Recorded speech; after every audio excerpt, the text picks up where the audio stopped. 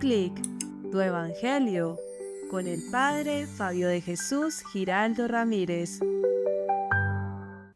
Bienvenidos, queridos amigos, a esta reflexión de la palabra de Dios. Hoy en la ciudad de Roma se llevarán a cabo los funerales del Santo Padre, el Papa Francisco.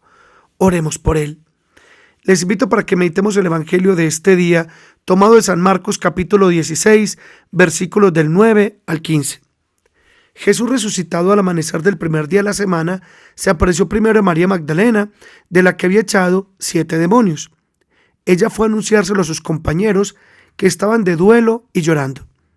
Ellos, al oírle decir que estaba vivo y que lo había visto, no la creyeron. Después apareció en figura de otro a 2 de ellos que iban caminando a una finca.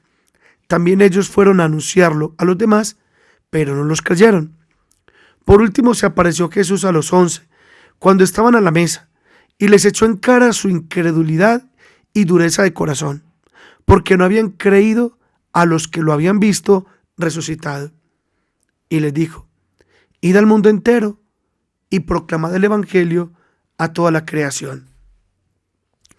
Palabra del Señor. Gloria a ti, Señor Jesús. Nos cuenta el evangelio de este día que el Señor se les aparece a los 11 apóstoles que habían escuchado el testimonio de la Magdalena y también el testimonio de los discípulos de Maús, pero que se habían resistido a creerles. Por tanto, el Señor resucitado se aparece y les echa en cara esa incredulidad y esa dureza de corazón que habían tenido. La pregunta para nosotros, hermanos, es: ¿y el Señor tiene motivos para hacernos algún reclamo? Es más, ¿a cuántos nos tiene que echar en cara la incredulidad o la dureza de corazón? ¿Qué pensará el Señor de este mundo que se ha vuelto tan incrédulo y tan duro de corazón? ¿Qué pensará el Señor de este mundo que cuestiona su existencia o que cuestiona su bondad? ¿Qué pensará el Señor de este mundo que cuestiona lo sagrado y que cuestiona a quienes dice creer? ¿Qué pensará el Señor? Es más, ¿cuánta soberbia hay en el ser humano? ¿Cuánto orgullo tiene un ser humano que cuando tiene un poquito de ciencia empieza a menospreciar y rechazar todo lo que tenga que ver con Dios?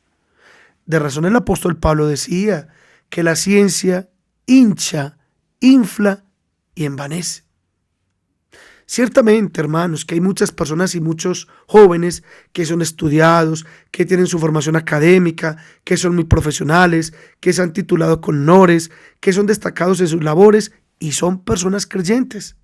Son personas que siguen cultivando su fe en el Señor. Son personas que siguen practicando su fe y lo aman y lo buscan y le oran y vienen a la Santa Eucaristía. Muchos de ellos son vinculados a pastorales juveniles, a pastorales de universitarios y profesionales.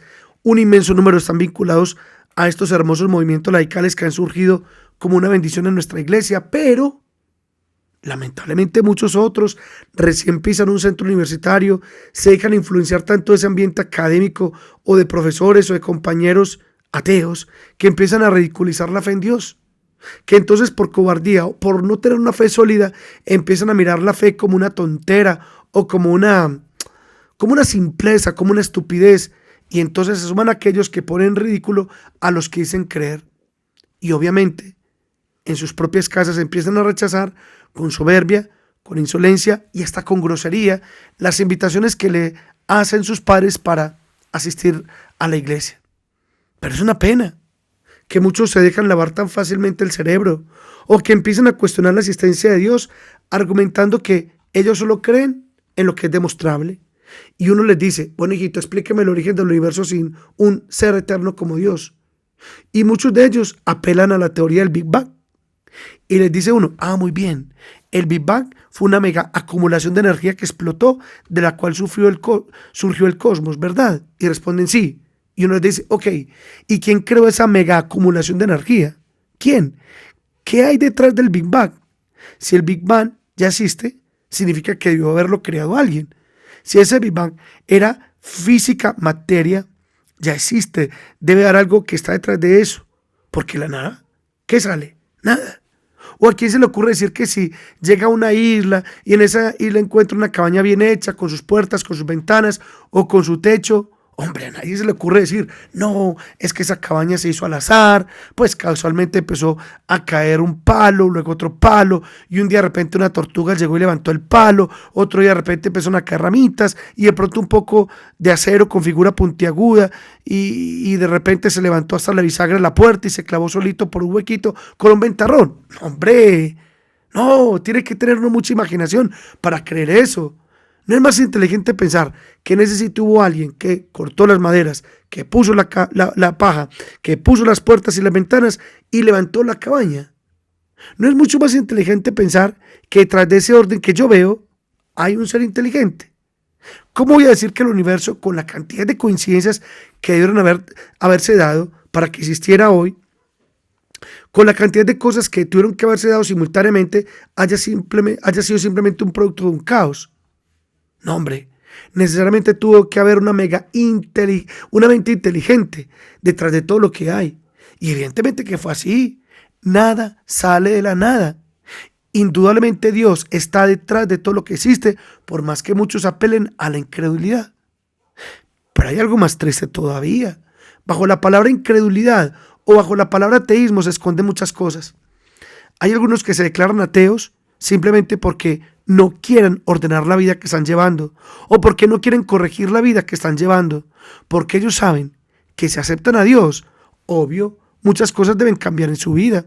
Entonces mejor que no exista para que no me insista que debo cambiar, o que debo cumplir con los mandamientos, o que debo confesarme, pedir perdón, o ir a la misa. Entonces muchos dicen, no, qué pereza, entonces que Dios no exista para no tener que cambiar de vida. Qué pesar. Oremos por ellos.